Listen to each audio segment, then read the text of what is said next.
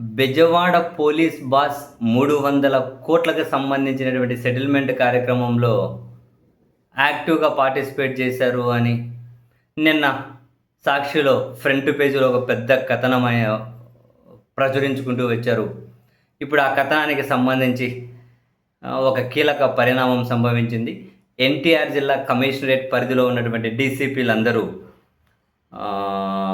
సరిత, తిరుమలేశ్వర్ రెడ్డి, షెరీన్ బేగం, కృష్ణకాంత్ పటేల్, కృష్ణ ప్రసన్న, లక్ష్మీనారాయణ చాలామంది డీసీపీలు, అంటే ఈ డీసీపీలతో పాటు మరికొందరు పోలీస్ అధికారులు వీళ్ళందరూ మీడియా సమావేశం నిర్వహించి ఇది పూర్తిగా ఉన్నతాధికారుల మనోధైర్యాన్ని దెబ్బతీసి వాళ్ళ ప్రతిష్టను భంగం కలిగించేలా వచ్చిన కథనమని, ఈ కేసులో పూర్వపరాలన్నీ మా దగ్గర చాలా క్లియర్గానే ఉన్నాయని, ఈ కేసులో అధిక మొత్తంలో లబ్ధి పొందిన 202 మంది స్వచ్ఛందంగా డబ్బులు తిరిగి చెల్లించేందుకు ముందుకు వచ్చారని, బ్యాంకు రికార్డులు, ఎలక్ట్రానిక్ సాక్ష్యాలు, ఫోరెన్సిక్ నివేదికలు, బాధితుల వాంగ్మూలాల ఆధారంగా త్వరలో దీని మీద మేము ఛార్జ్షీట్ దాఖలు చేస్తామని, ఆ కథనం పూర్తిగా దురుద్దేశపూర్వకంగా ఉంది అని చెప్పారు. మరి ఇదేంటో అధిక మొత్తంలో లబ్ధి పొందిన 202 మంది స్వచ్ఛందంగా తిరిగి ఇచ్చేకి సిద్ధపడ్డారా?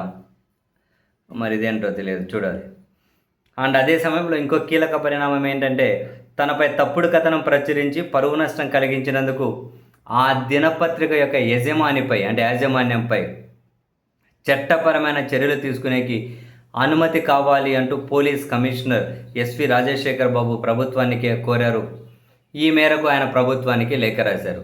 సో నా పరువుకు భంగం వాటిల్లింపజేసే విధంగా కథనాలు రాశారు కాబట్టి ఆ పత్రిక యాజమాన్యం మీద చర్యలు తీసుకునేకి ప్రభుత్వ పర్మిషన్ కోరారు పోలీస్ కమిషనర్ గారు. సో నాకు తెలిసి బై డిఫాల్ట్గా ప్రభుత్వం కూడా అనుమతిస్తుంది. సో ఆ పత్రిక యాజమాన్యం మీద పోలీస్ కమిషనర్ నెక్స్ట్ లీగల్ చర్యలు తీసుకోబోతూ ఉన్నారట.